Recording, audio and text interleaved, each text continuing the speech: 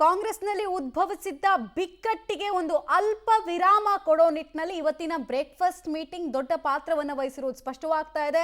CM ಮತ್ತು DCM ಏನೇನು ಹೇಳಿದ್ರು, ನಂತರ ಏನೇನಾಗುತ್ತೆ ಎಲ್ಲ ಡೀಟೇಲ್ಸ್ ಅನ್ನ ಈಗ ಒನ್ ಬೈ ಒನ್ ನೋಡ್ತಾ ಹೋಗೋಣ.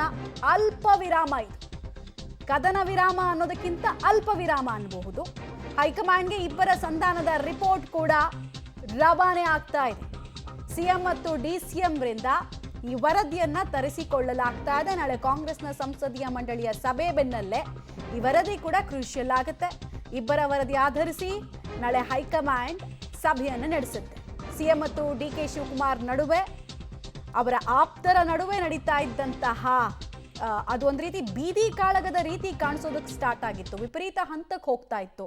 ಸೊ ಇಬ್ಬರು ನಗುಮುಖದ ಮೂಲಕ ಪ್ರೆಸ್ ಕಾನ್ಫರೆನ್ಸ್ ಅನ್ನ ಹಮ್ಮಿಕೊಳ್ಳೋದ್ರ ಮೂಲಕ ನಾವಿಬ್ರು ಚೆನ್ನಾಗಿದ್ದೀವಿ, ಆಲ್ ಇಸ್ ವೆಲ್ ಅನ್ನೋ ಸಂದೇಶವನ್ನ ಕೊಡೋ ಪ್ರಯತ್ನವನ್ನು ಮಾಡಿದ್ರು. ನಾವಿಬ್ರು ಡಿ ಕೆ ಶಿವಕುಮಾರ್ ಅವರು, ನಾನು ಹೇಗೆ ಅಸೆಂಬ್ಲಿ ಚುನಾವಣೆಯಲ್ಲಿ 2023 ಅಸೆಂಬ್ಲಿ ಚುನಾವಣೆಯಲ್ಲಿ ಕೆಲಸ ಮಾಡೋದು ಒಟ್ಟಿಗೆ, ಅದೇ ರೀತಿಯಲ್ಲಿ ಮುಂದೆನೂ ಕೂಡ ಒಟ್ಟಿಗೆ ಹೋಗ್ತಕ್ಕಂಥದ್ದನ್ನು ತೀರ್ಮಾನ ಮಾಡಿದ್ದೀವಿ. ನಮ್ಮಲ್ಲಿ ಯಾವುದೇ ಡಿಫರೆನ್ಸಸ್ ಇಲ್ಲ. ನನಗೆ ಡಿ ಕೆ ಶಿವಕುಮಾರ್ಗೆ ಯಾವುದೇ ಡಿಫರೆನ್ಸಸ್ ಇಲ್ಲ, ಇವತ್ತಿನವರೆಗೂ ಡಿಫರೆನ್ಸಸ್ ಇಲ್ಲ, ಮುಂದೇನೂ ಡಿಫರೆನ್ಸಸ್ ಇರಲ್ಲ. ಒಟ್ಟಿಗೆ ಹೋಗ್ತೀವಿ. ಬಹಳ ಮುಖ್ಯವಾಗಿ ತೀರ್ಮಾನ ಮಾಡಿರ್ತಕ್ಕಂಥದ್ದು, ನಾವಿಬ್ಬರೂ ಹೈಕಮಾಂಡ್ನವರು ಏನು ಹೇಳ್ತಾರೆ ಹಾಗೆ ಕೇಳೋದು. ಹೈಕಮಾಂಡ್ನವರು ಏನು ಹೇಳ್ತಾರೆ ಅದನ್ನು ಕೇಳೋದು. ಹೈಕಮಾಂಡ್ನವರು ಬಹುಶಃ ಈಗ ಅಸೆಂಬ್ಲಿ ಇರೋದ್ರಿಂದ ನಮಗೆ ಇಬ್ಬರಿಗೂ ಕೂಡ ಈ ಗೊಂದಲಗಳೇನಿದ್ದಾವೆ ಇದನ್ನು ತಿಳಿ ಮಾಡ್ತಕ್ಕಂಥ ಕೆಲಸವನ್ನು ಮಾಡಿ ಅಂತ ಹೇಳಿದ್ದಾರೆ. ನಾಳೆಯಿಂದ ಯಾವುದೇ ಗೊಂದಲ ಇರಲ್ಲ. ನಿಮ್ಮ ಮೂಲಕ ಹೇಳ್ತಾ ಇದ್ದೀನಿ, ಈಗಲೂ ಇಲ್ಲ, ಆದರೆ ಕ್ರಿಯೇಷನ್ ಆಗ್ಬಿಟ್ಟಿದೆ ಗೊಂದಲಗಳು. ಸೊ ಒಟ್ಟಾರೆಯಾಗಿ ನಾವು ಹೈಕಮಾಂಡ್ ಏನು ತೀರ್ಮಾನ ಕೊಡ್ತದೆ, ಏನು ಡೈರೆಕ್ಷನ್ ಕೊಡ್ತದೆ, ಏನು ಇನ್ಸ್ಟ್ರಕ್ಷನ್ ಕೊಡ್ತದೆ, ಆ ರೀತಿಯಾಗಿ ಮಾಡ್ಕೊಂಡು ಹೋಗ್ತೀವಿ. This is what between D K Shivakumar and myself have decided. ನಾವು ಇಬ್ಬರೇ ಸೆಟಲ್ಮೆಂಟ್ ಮಾಡ್ಕೋತೀವಿ ಅಂತಂದ್ರೆ ಅದೇ ಸೆಟಲ್ಮೆಂಟ್, ಇಬ್ರು ಒಟ್ಟಿಗೆ ಹೋಗೋದೇ ಸೆಟಲ್ಮೆಂಟ್. ಹೈಕಮಾಂಡ್ ಹೇಳ್ದ ಕೇಳದೆ ಸೆಟಲ್ಮೆಂಟ್. ಬಿಜೆಪಿ ಇರ್ಬೋದು, ಜೆಡಿಎಸ್ ಇರ್ಬೋದು, ಸುಳ್ಳು ಅಪಪ್ರಚಾರಗಳನ್ನ, ಸುಳ್ಳುಗಳನ್ನ, ಆರೋಪಗಳನ್ನ, ಸುಳ್ಳು ಅಪವಾದಗಳನ್ನ ಮಾಡ್ತಕ್ಕಂಥದ್ದು ಬಿಜೆಪಿಯವರ ಚಾಳಿ, ಜೆಡಿಎಸ್ನವರ ಚಾಳಿ. ಇವರಿಬ್ಬರನ್ನು ಕೂಡ ಬಹಳ ಸಮರ್ಥವಾಗಿ ನಮ್ಮ ಸರ್ಕಾರ ಎದುರಿಸ್ತದೆ. ನಾನು ಡಿಸಿಎಂ ಇಬ್ಬರು ಕೂಡ, ಡಿ ಕೆ ಶಿವಕುಮಾರ್ ಇಬ್ಬರು ಕೂಡ ಇವರನ್ನ ಅಸೆಂಬ್ಲಿನಲ್ಲಿ ಬಹಳ ಸಮರ್ಥವಾಗಿ ಎದುರಿಸ್ತೇವೆ. ಅದಕ್ಕೆ ಬೇಕಾದಂಥ ಸ್ಟ್ರಾಟಜಿ ಏನು ಬೇಕು ಅದನ್ನು ಮಾಡಿದ್ದೀವಿ ನಾವು. ಅವರು ಡೀಟೇಲ್ಸ್ ಕೊಡ್ತಾರೆ. ನೇರ ಸಂಪರ್ಕದಲ್ಲಿ ಜಾಯಿನ್ ಆಗ್ತಾರೆ ನಮ್ಮ ಪೊಲಿಟಿಕಲ್ ಬ್ಯೂರೋ ಚೀಫ್ ರವೀಶ್.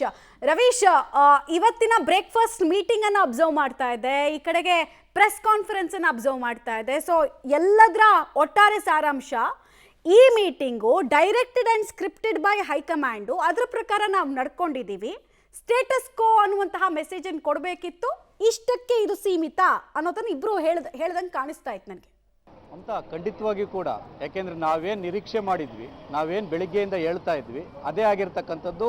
ಒಂದು ಲೈನ್ ಆ ಕಡೆ ಈ ಕಡೆ ಹೆಚ್ಚು ಕಡಿಮೆ ಆಗಿಲ್ಲ. ಇನ್ನೇನು ಹೇಳಕ್ ಸಾಧ್ಯ ಸಿಎಂ ಮತ್ತೆ ಡಿಸಿಎಂ? ಯಾಕೆಂದ್ರೆ ಇವರಿಬ್ಬರ ನಡುವೆ ಕದನ ಇರ್ತಕ್ಕಂಥದ್ದು. ಹಾಗಾಗಿ ಇಬ್ಬರು ಒಂದು ರೀತಿಯಲ್ಲಿ ಉರಿಯಾಳುಗಳು. ಎಲ್ಲೋ ಒಂದ್ ಕಡೆ ನಾವು ಇಬ್ರು ಕೂಡ ಒಂದಾಗಿದ್ದೇವೆ ಅನ್ನೋದಷ್ಟೇ ಹೇಳೋಕೆ ಸಾಧ್ಯ ಹೊರತು ಇವರು ಸೋತರು ಇವ್ರು ಗೆದ್ರು ಅಂತ ಹೇಳೋದಕ್ಕೆ ಬರೋದೇ ಇಲ್ಲ. ಹಾಗಾಗಿ ನೀವು ಹೇಳದಂತೆ ಹೈಕಮಾಂಡ್ ನಿರ್ದೇಶನ, ಸ್ಪಷ್ಟವಾದ ಸಂದೇಶ, ಎಲ್ಲೋ ಒಂದು ಕಡೆ ನಮಗೆ ಇದು ಸರಿ ಕಾಣ್ತಾ ಇಲ್ಲ ಅನ್ನೋ ಒಂದು ಮೆಸೇಜ್ನ ಮೇರೆಗೆ ಈ ಸಿಎಂ ಮತ್ತೆ ಡಿಸಿಎಂ ಇಬ್ಬರು ಕೂಡ ನಡೆದುಕೊಂಡಿದ್ದಾರೆ. ಹಾಗಾಗಿ ನಮಗೆ ಮನಸ್ಸಿಲ್ಲದೆ ಇದ್ರೂ ಕೂಡ ಹೈಕಮಾಂಡ್ ಹೇಳದಂತೆ ನಾವು ಕೇಳಬೇಕು. ಹೈಕಮಾಂಡ್ ನಮಗೆ ದೇವಸ್ಥಾನ ಯಜಮಾನ ಅನ್ನೋದನ್ನ ಸಿಎಂ ಮತ್ತೆ ಡಿಸಿಎಂ ಇಬ್ಬರು ಕೂಡ ನಿರೂಪಿಸಿದ್ದಾರೆ. ಯಾಕೆಂದ್ರೆ ಅವರ ಪ್ರತಿಯೊಂದು ಮಾತಿನಲ್ಲೂ ಕೂಡ ಇತ್ತು, ಅಂದರೆ ಏನೆಲ್ಲ ಬೆಳವಣಿಗೆಗಳು ಆಗ್ತಾ ಇದೆ ತಕ್ಷಣಕ್ಕೆ ಕ್ಲಾರಿಟಿ ಕೊಡುವಂಥದಕ್ಕೆ ನಾವು ಮುಂದಾಗ್ತಾ ಇದ್ದೇವೆ. ಅಂದರೆ ಸಾಕಷ್ಟು ಗೊಂದಲಗಳಿತ್ತು, ಹಾಗಾಗಿ ವಿಧಾನಸಭೆ ಅಧಿವೇಶನ ಬರ್ತಾ ಇದೆ. ಇಂಥ ಸನ್ನಿವೇಶದಲ್ಲಿ ವಿಪಕ್ಷಗಳನ್ನು ಎದುರಿಸಬೇಕಾದ್ರೆ ನಾವು ಒಗ್ಗಟ್ಟಾಗಿದ್ದೇವೆ ಅನ್ನೋದನ್ನು ಮೊದಲು ಒಂದು ರೀತಿಯಲ್ಲಿ ಅದನ್ನು ಮೆಸೇಜ್ ಪಾಸ್ ಮಾಡಬೇಕಾಗಿತ್ತು. ಹಾಗಾಗಿ ಹೈಕಮಾಂಡ್ ನಿರ್ದೇಶನದ ಮೇರೆಗೆ ಈ ಒಂದು ಸಭೆ ನಡೆದಿರ್ತಕ್ಕಂಥದ್ದು, ಬ್ರೇಕ್ಫಾಸ್ಟ್ ಮೀಟಿಂಗ್ ನಡೆದಿರ್ತಕ್ಕಂಥದ್ದು. ಇಬ್ಬರ ಮಾತನ್ನೂ ಒಂದನ್ನು ನಾವು ಸೂಕ್ಷ್ಮವಾಗಿ ಗಮನಿಸಬಹುದಾಗಿದೆ. 2.5 ವರ್ಷದ ಅವಧಿಯ ಬಗ್ಗೆ ಪ್ರಶ್ನೆಯನ್ನ ಕೇಳಿದಂತಹ ಸಂದರ್ಭದಲ್ಲಿ ಮುಖ್ಯಮಂತ್ರಿ ಸಿದ್ದರಾಮಯ್ಯ ಅವರು ಒಂದು ರೀತಿಯಲ್ಲಿ ಏರು ಧ್ವನಿಯಲ್ಲೇ ರಿಯಾಕ್ಟ್ ಮಾಡೋದಕ್ಕೆ ಶುರು ಮಾಡಿದ್ರು. ಅದನ್ನ ಹೇಳುವಂತಹ ಸ್ಥಿತಿಯಲ್ಲೂ ಕೂಡ ಅವರು ಇರಲಿಲ್ಲ. ಹಾಗಾಗಿ ಆ ವಿಚಾರ ಇನ್ನೂ ಕೂಡ ಇತ್ಯರ್ಥ ಆಗಿಲ್ಲ ಅನ್ನೋದು ಕೂಡ ಸ್ಪಷ್ಟವಾಯಿತು. ಜೊತೆಗೆ ಸಿಎಂ ಡಿ ಕೆ ಶಿವಕುಮಾರ್ ಅವರು ಕೂಡ ಒಂದು ಮಾತನ್ನು ಹೇಳಿದ್ರು. ಈ ಹಿಂದೆ ಸಿದ್ದರಾಮಯ್ಯರು 3-4 ತಿಂಗಳು ಸುಮ್ಮನಿರಿ ಅಂತ ಅಂದಿದ್ರು. ನಾ ಸುಮ್ಮನಿದ್ದೆ, ಈಗ ಹೇಳಿದ್ದಾರೆ ನಾ ಸುಮ್ಮನಿರ್ತೀನಿ ಅಂದ್ರೆ ನಾನು ವೆಯ್ಟ್ ಮಾಡ್ತೀನಿ, ಅಷ್ಟು ಈಸಿಯಾಗಿ ಬಿಟ್ಕೊಡೋದಿಲ್ಲ ಅನ್ನೋದನ್ನ ಪರೋಕ್ಷವಾಗಿ ಅವರು ಕೂಡ ಒತ್ತಿ ಹೇಳ್ದಂಗಿತ್ತು. ಆದರೆ ನಾವು ಬಹಿರಂಗವಾಗಿ ಒಂದು ರೀತಿಯಲ್ಲಿ ಒಗ್ಗಟ್ಟಾಗಿದ್ದೇವೆ, ನಮ್ಮ ಬೆಂಬಲಿಗರು ಕೂಡ ಒಂದು ರೀತಿಯಲ್ಲಿ ಅದೇ ರೀತಿ ಇರ್ತಾರೆ ಅನ್ನೋದನ್ನು ಕೂಡ ಮುಖ್ಯಮಂತ್ರಿ ಸಿದ್ದರಾಮಯ್ಯ ಹೇಳಿದ್ದಾರೆ. ಹಾಗಾಗಿ ನೀವು ಹೇಳ್ದಂತೆ ಈ ಕದನ ವಿರಾಮದ ವ್ಯಾಲಿಡಿಟಿ ತಕ್ಷಣಕ್ಕೆ ಡಿಸೆಂಬರ್ ಅಧಿವೇಶನ ಮುಗಿಯೋ ತನಕ ಅಷ್ಟೇ. ಅದಾದ ಬಳಿಕ ಇನ್ನೊಂದು ಸುತ್ತಿನ ಕದನ ಒಂದು ರೀತಿಯಲ್ಲಿ ಘೋಷಣೆಯಾಗುವಂಥ ಚಾನ್ಸಸ್ ಕೂಡ ಜಾಸ್ತಿ ಇರುತ್ತೆ. ಹಾಗಾಗಿ 3 ಸ್ಟೇಜ್ಗಳ ಕದನ ವಿರಾಮ ಈಗಾಗಲೇ ಚರ್ಚೆ ಆಗಿತ್ತು. ಅದರಲ್ಲಿ ಒಂದು ಸ್ಟೇಜಿನ ಕದನ ವಿರಾಮ ಈಗಾಗಲೇ ನಮಗೆ ಗೊತ್ತಾಗಿದೆ. ಹಾಗಾಗಿ ಡಿಸೆಂಬರ್ ಅಧಿವೇಶನ ಮುಗಿದ ಬಳಿಕ ಮತ್ತೊಂದು ಸುತ್ತಿನ ಕದನ ಶುರುವಾಗುತ್ತಾ, ಅದಕ್ಕೆ ಕಾಂಗ್ರೆಸ್ನ ಹೈಕಮಾಂಡ್ ಏನಾದ್ರು ಬ್ರೇಕ್ ಹಾಕಿ ಅಲ್ಲಿ ತನಕ ಏನಾದರೂ ಸೂತ್ರವನ್ನು ಕಂಡು ಹಿಡಿದು ಇಬ್ಬರನ್ನ ಒಪ್ಪಿಸ್ತಾರ ಅನ್ನೋದು ಕೂಡ ಕಾದ್ ನೋಡಬೇಕು ಮಮತಾ. ರೈಟ್, ಹಾಗೆ ಸಂಪರ್ಕದಲ್ಲಿರಿ ರವೀಶ್. ಯಥಾಸ್ಥಿತಿಯನ್ನ ಕಾಪಾಡಿಕೊಳ್ಳಲಾಗತ್ತೆ ಸದ್ಯಕ್ಕೆ ಕಾಂಗ್ರೆಸ್ ಸರ್ಕಾರದಲ್ಲಿ ಅನ್ನೋದನ್ನ ಈ ಮೀಟಿಂಗ್ನ ಭಾಗ ಹೇಳ್ತು ಅಂತ ಹೇಳ್ಬೋದು.